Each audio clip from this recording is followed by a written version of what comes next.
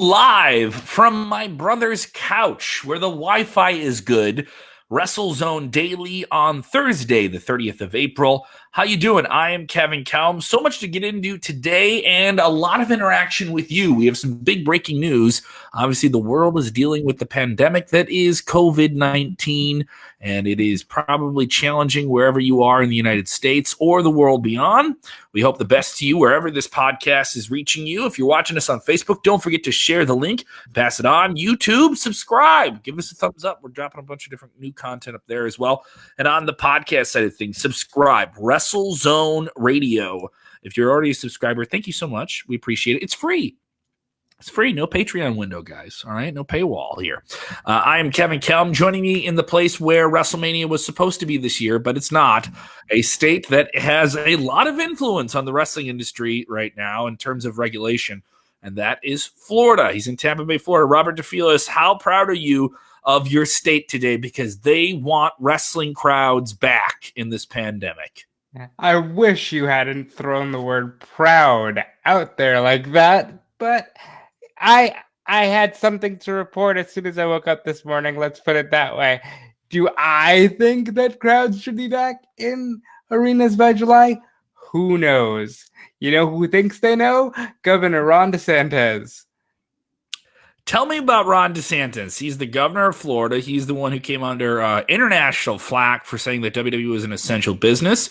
But he's been, I wouldn't say sternly vague about why he would deem them an essential business. Now, obviously, as people that report wrestling and wrestling fans, we still get WWE shows. So maybe we're not complaining about it, but a lot of fans are essential, like, Kevin.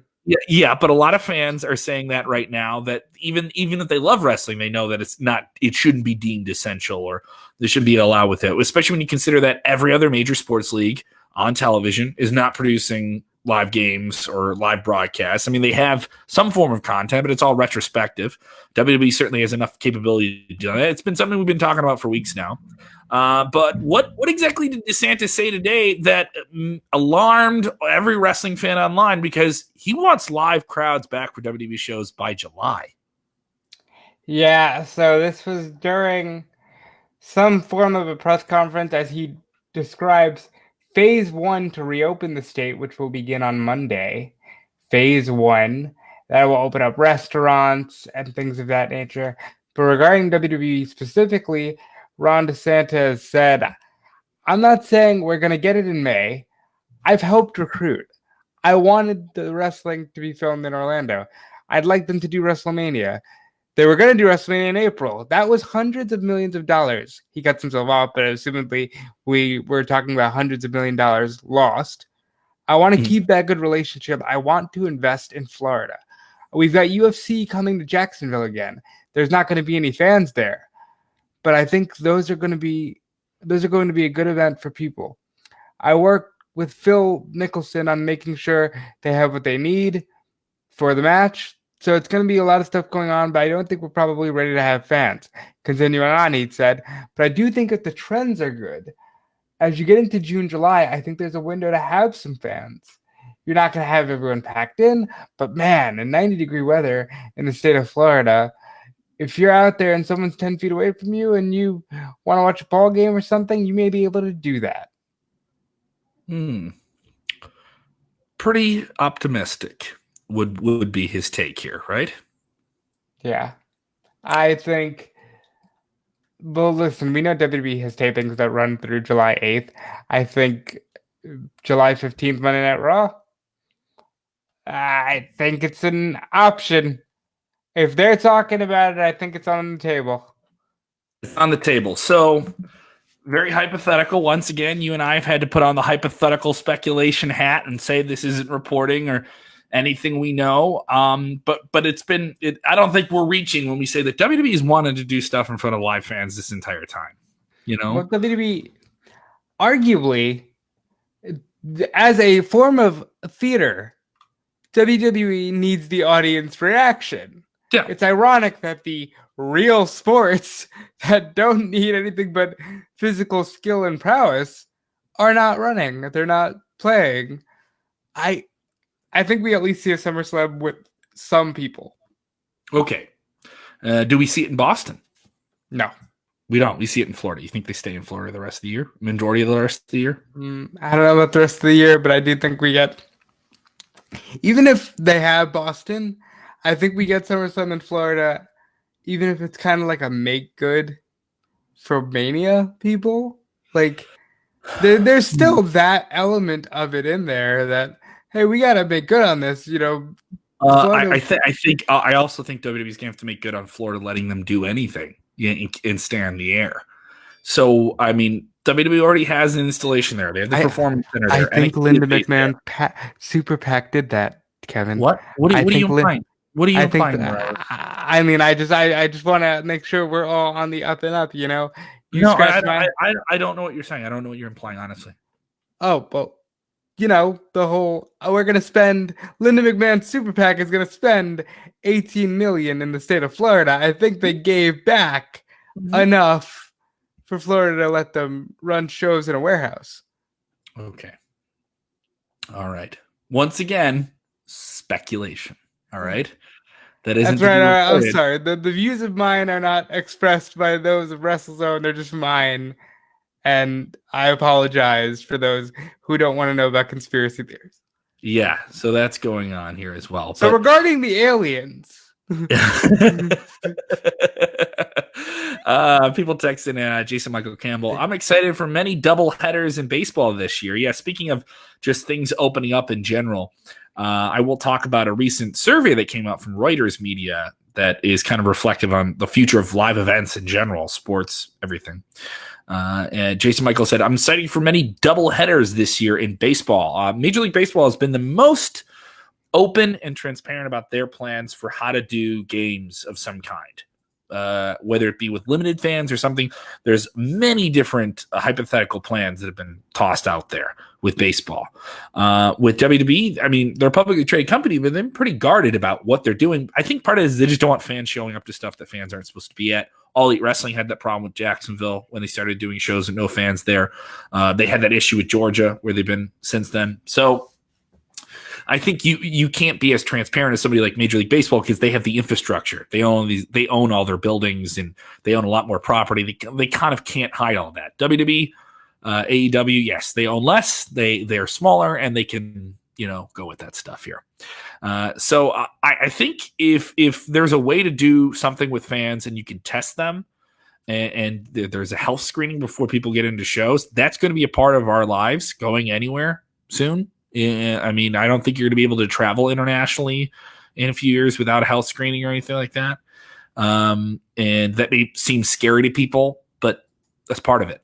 Tracing is going to become a huge thing. So I think having a show that stays in one place or stays in one region is a little bit easier to manage. Yeah, I would say so. And I think it's a good test run for a lot of things, including WWE having a place where they can bunker down and just run shows every now and again. That way, if travel does get testy, kind of like they had the Northeast, you know how they were always in Allentown, Pennsylvania, or somewhere in New York City? Like, this could be a good time for that. Go ahead and shout this off if you're watching live. If you're with us live, let us know how you guys feel about this.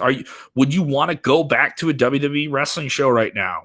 And would you be okay with the precautions that would be put in place? Would you be okay with having your temperature taken? Would you be okay with having testing cards on you and different things like that people are talking about? So let me know what you think, and we'll get into questions about all this at the end of the show. We have a lot of questions. Our Thursday show, we always dive deep into that here. We did talk about this quite a bit on our most recent episode. It's in the podcast feed. It's on our Facebook. Go check it out. Us wrapping up everything from AEW and NXT. We'll get into the ratings in a few minutes, but I did want to address this. This is a growing story in the last 24 hours. WWE, are they being bought by Disney? Are they being bought by Disney? Someone told me they're being bought by Disney. It's already snowballed in 24 hours, Robert. We know nothing of this story beyond the tweet that Dutch Mantel put out. Listen, I don't think that. I'll say this: I don't think that there's any validity to that story as of yet. But I don't think the story is going away. So that's going to be the new. It's CM Punk coming back to backstage kind of thing. It's not. The story isn't going to go away. Just like it when is CM Punk coming back. So it's not going away. But we can tell you there is nothing more to the story than what Dutch Mantel tweeted out. And he cited a source within the company. Now, there hasn't been any other valid information to connect that or build upon it. But, wrestling fans want to build a story on their own. They're going to do it. You know what I mean? That's right. So they're going to go for it here. People chiming in here with their thoughts here. George texting in. Thank you for joining the conversation, George. He says, I say move all sports teams to Florida. the Lake Okeechobee Lakers. Yeah.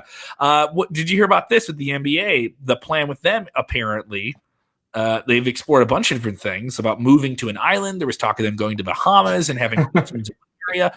Now there's talk of all of the NBA being played, every single team at Walt Disney Resorts in Florida. Listen, you know what I'd say to that? WCW did it first. I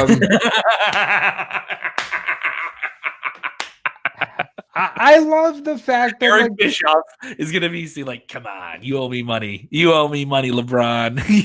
I love the fact that everybody's like, you know what? We're either going to go to an island, a remote island, or we're going to Florida. It's like, these are your options right now. UFC wants to do Fight Island. I heard that MLB wants to move here and maybe do the Cactus League and the Cactus League and the Eggplant League or something wacky like that. Yeah, there was talk of them doing 2 different divisions. Now they want to do regional divisions where you would have you would just stay in your area and you wouldn't travel that much. So then how do you do quarantines and how do you keep people from moving? So it's a whole other thing here. So it's a whole lot of hearsay. Whenever we say something's for sure, we'll report it. The WWE buyout rumor is just a rumor. That's all it is right now. And I think everyone has to treat it as such until you hear more or you see more smoke. Now, obviously, it was reported widely that WWE was talking to Disney and ESPN about presenting their content on an over-the-top ESPN Plus pay-per-view service. You'd be paying traditional pay-per-view prices for WrestleMania or something like that, ideally. But we haven't heard anything from that, and that was before the pandemic really started rolling in. So we'll leave it at that. Okay, we don't have to add anything stuff that isn't there. The ratings are in AEW, NXT. They went to battle on Wednesdays. Thursdays we get the overnight numbers. Always be aware that these are overnight numbers. You're giving them details when they just want the fat of the meat. Who won? They want a winner. NXT wins with 693,000. As compared to, I say NXT wins. I'm sorry, AEW wins with 693,000 as opposed to NXT's 637. Both numbers are trending down. Yeah, I think that's going to be a consistent trend until we get to a point where they go, we're back live and we have people and things are back to normal. And then honestly, I think it's AEW's to lose because NXT will return to Full Sail while AEW is going to return to these massive crowds with the promise of blood and guts and the elite deletion. And I think AEW that's much farther away. Well, potentially who knows when we're going to return to crowds. What's more likely? If you want to talk about the crowd element being something that can boost up your show, what's more likely? A live full house at Full Sail, which holds 600-700 people. Fair. You've been there, right? Yeah. All right. So it's holds 600-700 people. Is that more likely, or an arena with 3,000-4,000 people? I think a full Daly's place is likely. A full one? 3,000-4,000 people there? I think you're underestimating wrestling fans. I know I'm underestimating wrestling fans, but I'm not underestimating what they can get away with here. You know what I mean? I think whatever the allotted fulfillment will be for the first show at Daly's place, they will hit. Okay, but I don't think you're going to be able to do a full house. You're going to have people 6 feet apart. You're going to have groups of people away from each other. I mean, are you going to want to run a 4,000 or 5,000 seat building where you can only have 1,500 people in it and all of them spread out in that distance? You know what I mean? So is that aesthetically something you want to do when you're a new brand? But I think that discussion has been thrown out the window when they have aesthetically just run shows with nobody and all this pyro and there's nobody there. So all right, people already talking about these ratings here. They want to talk about these ratings, but here's my thing. I enjoyed both shows. I had fun with both. I found NXT to be a little bit more compelling, but there was some really, really great stuff. I thought Wardlow's that wild knee finish off the top rope was really vicious. I did think it was odd that Darby's shoulders didn't seem all the way down when he got pinned, and they didn't really mention it. But those are small complaints. Strong show from AEW, strong show from NXT. The Drake Maverick story is really compelling. And they have a crop of new characters that are starting to click. Candice LeRae is a really cool eel. Some good stuff. Go listen to our episode from last night. We really cover it here. But let's talk about these ratings, though. Good shows. But we talked about these ratings. AEW is doing half of what they did when they started. Half. Less than half. And NXT's numbers are not better. So what is it about the Wednesday nights that just isn't the wheel isn't spinning past a certain level? The world is in chaos. Sure. Like I feel like wrestling fans, because wrestling has been deemed essential, have been allowed to just continue on with this like, oh, AEW's winning. The world is super weird. We're running shows in front of nobody. They're making them as good as they can on both sides, but it's not like this is a great way to be right now. I think, you still have the news. The news is still popping off. People love watching everybody talk about the coronavirus because, I don't know, they like sadness. I don't know, but Survivor, I was looking at the ratings and really studying this. Survivor and The Masked Singer gets so many viewers. Masked Singer, I understand. New concept, kind of. It's fun. It's playful. How is Survivor still getting viewers in the year 2020? How long has Survivor been on? Like over 20 years now? At 20 years at least. It's network television. Everyone gets it for free, Fair. But yeah, I think it's a matter of not that the wheel isn't spinning, but the only people within the universe are those that are going to watch it anyway. Yeah. And I think if anything, and I'll let you continue on after this, this is a good graph and depiction of what your core audience is anyway, because they're watching with nobody there. They're watching with like no real hooks, I think this is good. True. And it does show an example. I also think ratings would go up if fans were there and you could start to get more engagement and people could feel the sense of reactions in general. So there is some write-off to this, to a degree. But how much of it? Mike Lynch texting in ratings, meh, who needs them at this point? It's something other than the news to watch. It's true. People enjoying it here. Nesha is saying NXT is the better show, chiming in there as well. Laura Rock mentioning this story. I did want to talk about this because we're always talking about how the virus has affected the wrestling industry. She says AEW will have on-site medical testing. Yeah, we reported that today here at Wrestlezone.com. What do you know about this, Robert?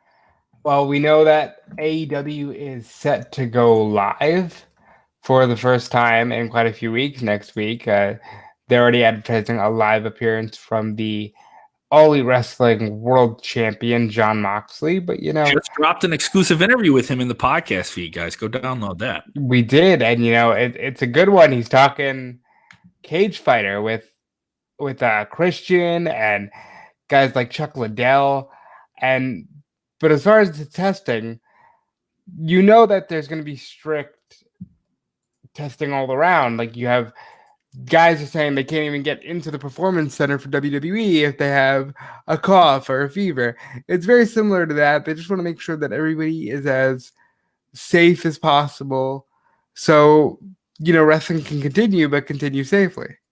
Nishad Jawad texting, and I love this joke. He says, on-site medical testing will be done by Dr. D. David Schultz. Dr. D was featured on this week's episode of the Viceland docuseries Dark Side of the Ring. Did you get to catch this at all? I did. I do like because Dark Side of the Ring is now in its second season. They opened up with a show that many people were expecting them to cover, the Chris Benoit family tragedy. I watched it. It was sad. It made me cry. But they have done a couple of other ones I would describe as certainly controversial, but more lighthearted. Dr. David Schultz, no matter how hard he tries, great in-ring wrestler from the 70s into the 80s, but basically got blackballed of televised wrestling for slapping John Stossel from ABC News in the face twice on camera because he thought he was supposed to protect the business before, kayfabe was broken. And I honestly, for what he's trained to do at the time, I think he was probably in the right. Dude, I don't know, but also he's just one of them good old boys where you keep kayfabe and you do what you have to do to make the business. He comes from the old cowboy Bill Watts era of like, if you get in a fight at a bar, you better win or you don't work. Or you're fired, dude. Or you're fired. And you have to protect the business and keep it there. And that's still like mid 80s because in 89, McMahon pulls the lever and says, we shouldn't have to pay athletic commission testing and all these different things and have you guys getting 5 to 10% of our gate because, you want to cover us like athletes when we're entertainment. And all that was fine. But at the time, there was like some protection of it here. And I thought Schultz came off like a real good old carny in a good way. And I love the second chapter because it's like halfway done. I'm watching it. I was like, there's another half an hour. They just kind of like, this is done. Like the lawsuit went through. He's not going to be able to get back into wrestling. What's next? And they tease that he became a bounty hunter and then he's cutting bounty hunter promos to the camera in the 80s for like what looked like it was supposed to be a movie or something like that or some TV show. And I was just like, give me a Dr. David Schultz pro wrestler becomes bounty hunter show. Screw you, dog. I don't need Dog the bounty hunter. I need Dr. D going out for the bounty. Come on, man. Body slams and bounty hunters. Let's do it. I think that would make for a hell of a television show. No, dude, pitch this. Okay. Released WWE superstars. Okay. Get trained by Grandpa Dr. D. David Schultz to become bounty hunters. Like would be their new action job, He's on the show talking about firing tasers at people and like chasing after pedophiles through a bar in Puerto Rico. It was awesome. It was, if you haven't seen it, it's maybe one of the more thrilling episodes of Dark Side of the Ring. It's more lighthearted and it's pretty cool. I really enjoyed it. If you haven't seen it, seek it out. I think my favorite thing about that is it reminds me of when the network was first starting, WWE sent out a flyer that was just like, would you be open to the following shows? Divas on the Road, something, and it was like Steve Blackman bounty hunter, and it's just like, yeah. Steve Blackman's a bounty hunter. He's a man. You gotta have those legit tough guys go out there and knock on doors, dude. Let's get into this. Curtis Axel was released today by the WWE. We don't know any more information about it. And obviously, we were primed once we got that one release today to expect a wave of them as we got a few weeks ago, but we have not received a big wave of WWE releases just yet. As far as I know. Robert, do you have a bunch of text messages blowing up your other screen? No, thank God. I do not have a bunch of text messages blowing up my other screen. I'm very, Curtis Axel, let's call a spade here, wasn't breaking ground in WWE. I'm not ever happy to see somebody let go from their job, but at least it was only one, and it was a guy who can go somewhere else and make a bigger name for himself. My brother texting and Steve Blackman was supposed to get a bounty hunter show at one point. Thank you, Brendan. I'm keeping your place clean. All right. I'm trying my best. All right. I'm doing really cool stuff. Shout out to Brendan, B2K, my tag team partner by blood. All right. That's right. Them Kellum boys coming for the belts. So thank you. Other people texting in here. Tawab Ahmed, great fan of the show, says Curtis Axel has so much potential. I mean, everyone released had potential. Every time anyone gets released, people jump on WWE for releasing them. But if the pandemic didn't happen, you will be like, why is Curtis Axel still employed? Good point. You know what?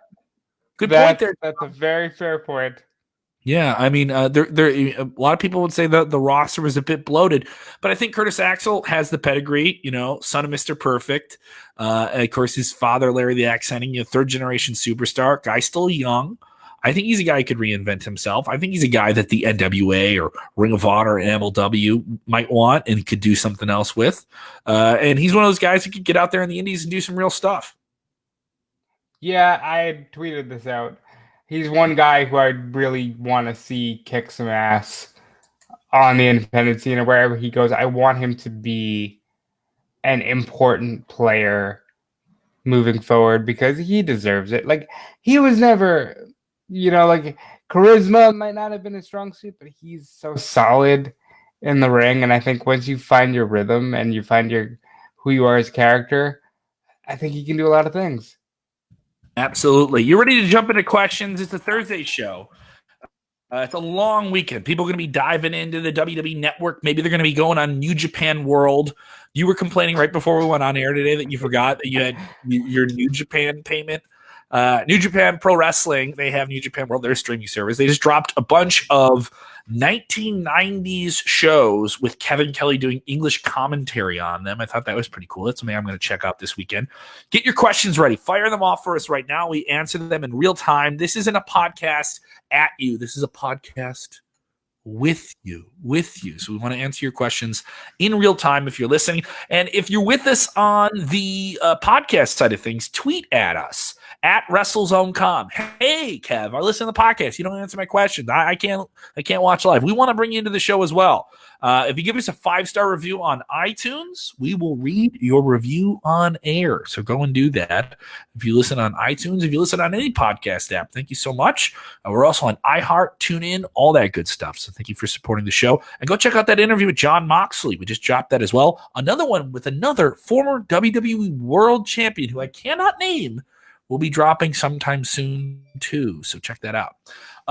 Robert, what are you going to be watching this weekend? New Japan World, since you're paying for it? And you're I really should. You'd be surprised at the bevy of subscription services I have, not related to wrestling and related to wrestling, that I just don't use, but they're there. What would I be watching this weekend? Probably be watching a lot of like early 90s WWF. I like the really rabbit hole kind of like, some of that stuff you missed. Yeah, like some of that stuff, like the Beverly Brothers, like guys like you just don't hear about anymore. Well, also like I'm in my mid-30s and you're significantly younger than me, and those are characters you've heard about, but like for you, the Attitude Era is like the classics, right? And for me, it's like I've been watching this the whole time, so some of it gets kind of blurry once you get past 10 or 15 years, Yeah, it does. But I would suggest if you just want a show on in the background, you don't have to pay attention. You could be on Facebook and you just have wrestling on. And you can poke your eye at it now and then. The Superstars episodes they put up, there are a lot of jobber matches, but a lot of fun promos, just a good parade of characters, kind of keeping the stove hot, getting pay-per-view to pay-per-views back when they were only doing like 4 pay-per-views a year. But you get a lot of those promos in front of green screens and stuff, a lot of nostalgia. If you're just looking for the nostalgia, WWE Superstars from the early 90s, their syndicated TV show it's pretty top-notch. Yeah, I really like that stuff. I think that's what I wanted the network for to begin with. I'm a guy who likes the older stuff that I didn't get the chance to watch on a weekly basis. So I'll be watching a lot of that and, maybe some New Japan World since they just took their money. They just took my money. The way you said it, they just took my money. Like you didn't know they were going to get. Like you didn't. I laughed immediately at him. I was like, "You're getting New Japan World. It's good. Calm down. What are you complaining about?" Question here about Impact Wrestling. They had the second week of their Rebellion show since they couldn't have a pay-per-view. They put it on television on Access TV, owned by their parent company Anthem. And someone is the TNA World Champion. They couldn't get Tessa Blanchard, the World Champion, there, so they brought back the TNA belt for some reason, and Moose won it, dressed up like the Ultimate Warrior. This is 2020. I believe that's but here's the thing, like Moose didn't even win it. He just found it. He walked out with it. He won the match he was in. So and we're just going with this. This is Moose's champion, I guess. This is so random. And I'm honestly a bigger fan of the TNA moniker. I kind of wish they would I have like kept that that branding.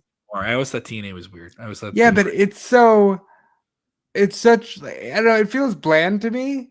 It's just Impact. I never liked that whole thing where the name of the promotion is the name of the show. I think they should at least diversify one from the other. But yeah, Moose is TNA World Champion, and TNA is Impact, and Impact is currently TNA on Access, and I don't know. Good question there. People with different takes. Scott George saying Moose is terrible. Wow. Maybe one of the worst wrestlers ever. I highly doubt that. He is not one of the worst wrestlers ever. You're reaching there. Really reaching. Yeah. Benjamin Jones saying Impact 2 world champs. Why not? I I can don't know. give you quite a few reasons. Yeah. Go So ahead. many reasons. Like, what good is 2 world champions, but you don't have a brand split? It's not necessary. Also, one belt is from a company that doesn't even exist anymore. I don't know what you're doing. People with different takes here. I do want to get to this question here. Someone asking about the WWE video games. Obviously, we know about WWE 2K Battlegrounds. That is the game we're going to get. An over-the-top arcade-style game. We have other people disappointed with the 2K20 this year, though it had great marketing. I love the marketing this year when they had Becky Lynch on the cover and all the promos they did for it. A lot of people disappointed with the game. I love the commercial. Damn shame about that product, Yeah. But it was like cool. I get into that stuff, right?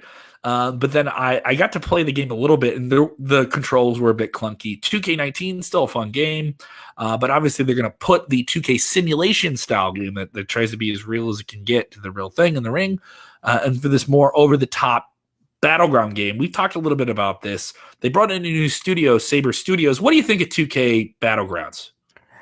I think I would like to remain cautiously optimistic while still being concerned that the first thing they didn't show was 4-player mayhem over the top kind of arcade fighting.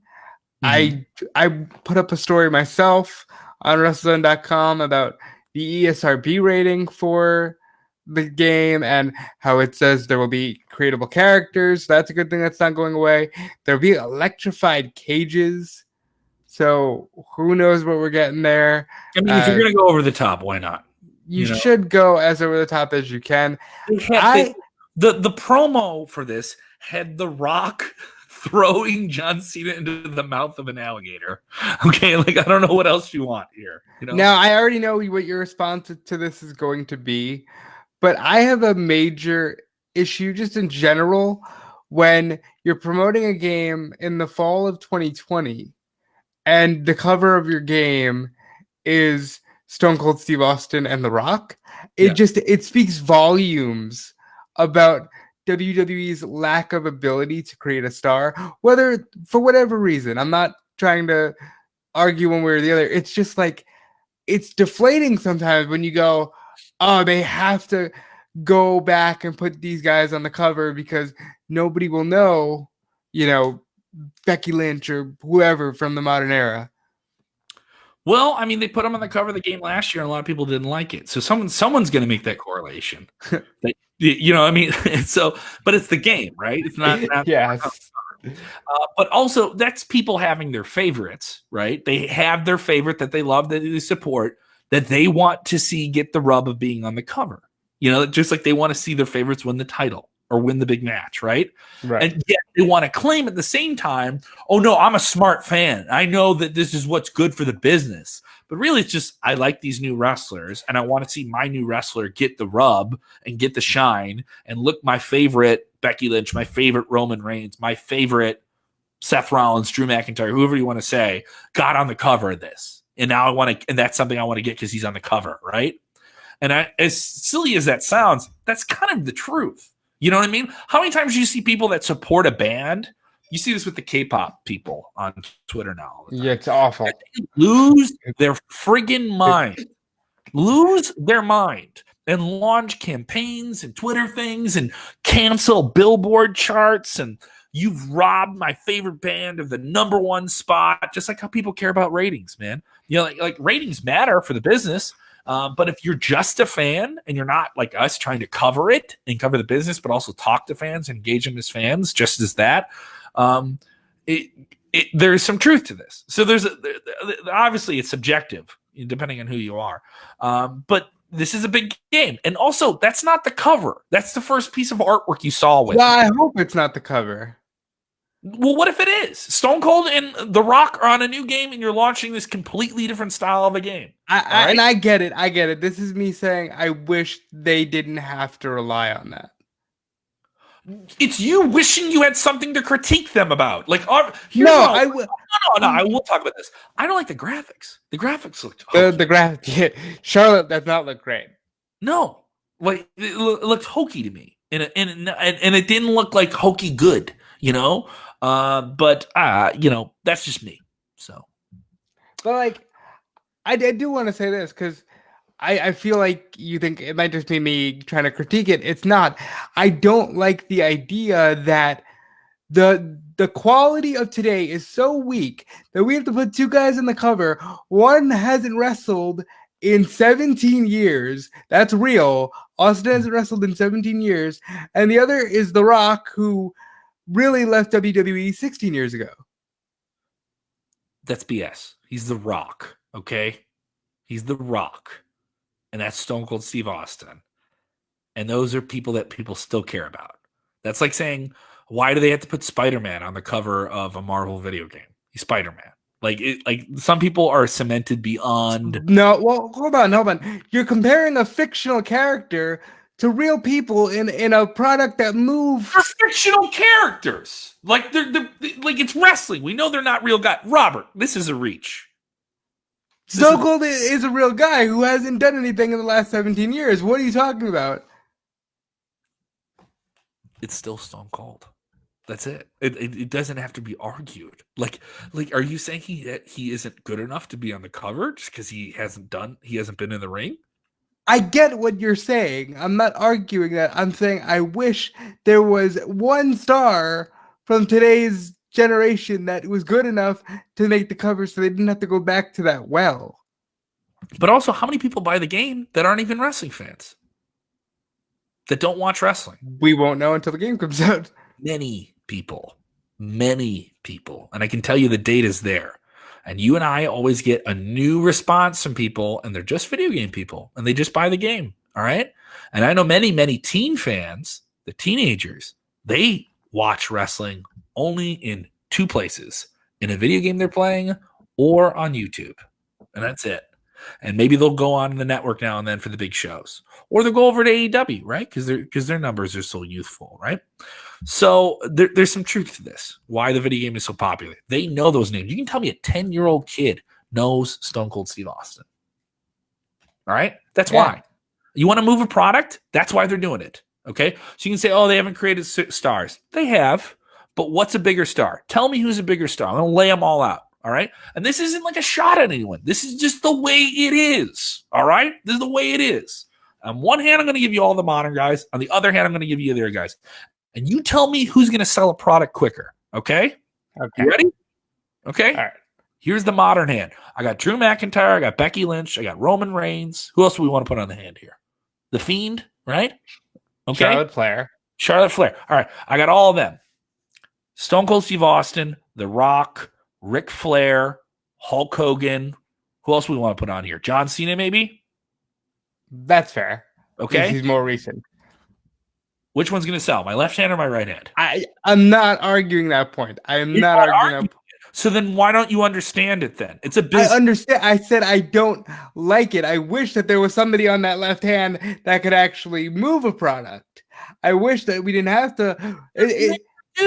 There's many that do.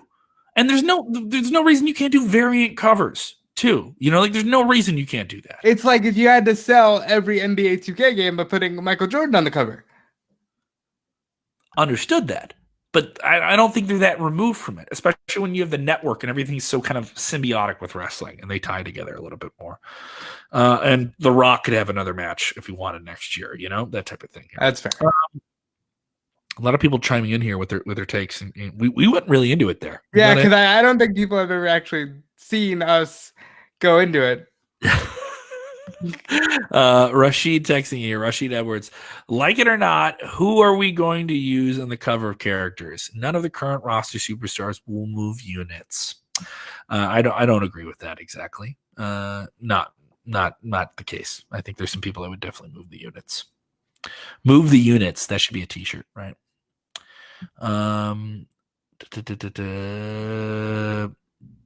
Where is the question I'm looking for here? Oh, this is a crazy one. Benjamin Jones. They should put Vince McMahon on the cover of a video game. I think it would sell money. I think it would sell money. I think it would sell money, green, yeah, graphics, gameplay. You gotta give the people what they want. People are saying, yeah. People saying they'll pay billions to see The Rock. Billions. He's the most bankable movie star. Why wouldn't you want him on the cover of the game? People say you and I getting dirty into it. Yeah, so we got into it. We got into it about a video game cover. I didn't know we were going to spend that much time. I didn't know we were either. All right, Robert. So we're getting busy here. We're building up to things. We'll have your coverage of SmackDown over the weekend. May or may not have a SmackDown watch along, depending on the legalities, whether or not I'm allowed. Just keep the volume down on your television. We'll be okay. We got a copyright claim on us this week. So, by the way, I'm not trying to steal any content from anyone. I'm just trying to watch a show with you, the wrestling fan, and talk about it. There's a possibility of us doing that. I'm not gonna commit to it for sure. You'll get there, but just make sure you have the TV down, and you'll be good. Yeah, so definitely here. And we'll get into all this stuff. A lot more fun going into next Monday night.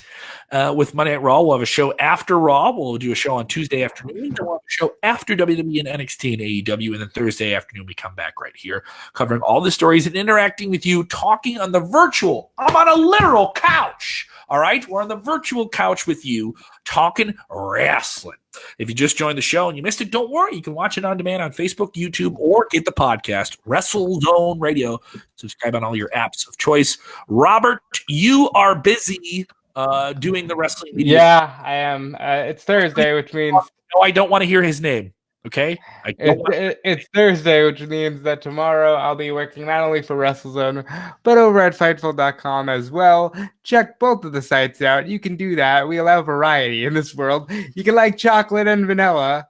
You know, you can have that. You didn't say his name. That's good. You didn't bring up his name. I did not bring up his name, but go support everybody over there. Continue supporting everybody over here, and follow me on Twitter and Instagram at Dude Felice, and that's all for me.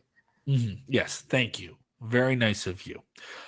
You should go listen to 101 WKQX right now. We are doing something really, really cool. That is the radio station you can hear me on the weekends. I'll be on Saturday afternoon, Sunday morning this week.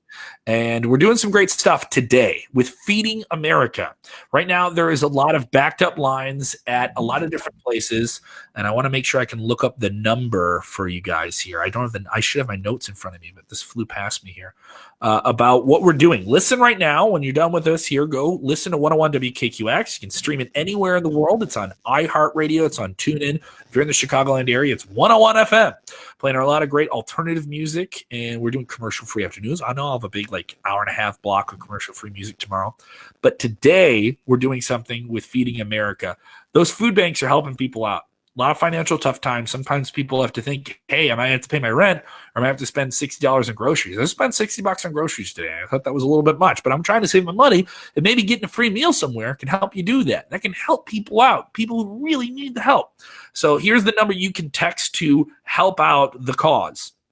You can donate at 101WKQX.com, or you can also stream the station, or you can text FEED to 95819. That's 95819. Text FEED to 95819, and you can make a donation through the text with your cell phone provider.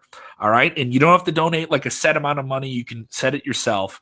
It's a really, really great way to help out. And don't even think, oh, I can only give a few bucks. That isn't going to really. No. If a lot of people do that, that matters. Every dollar counts. Okay. Even if you can't give like $100, if you can give $5, do it. That helps people out. That helps feed someone who needs that help. Maybe you may need that help in the future. Maybe you've needed that help in the past. There's nothing wrong with giving some good positive energy in the world right now where we need it. And that number again is 95819. Text FEED to 95819, or you can donate at 101wkqx.com. Thank you guys for doing that. I appreciate it here. Pass on the good energy. We'll see you on Monday. Robert, tell them what they got to do. Enjoy wrestling. You're smiling there at the end. I don't believe it. I don't. That's unsettling. Are we off yet? We are now.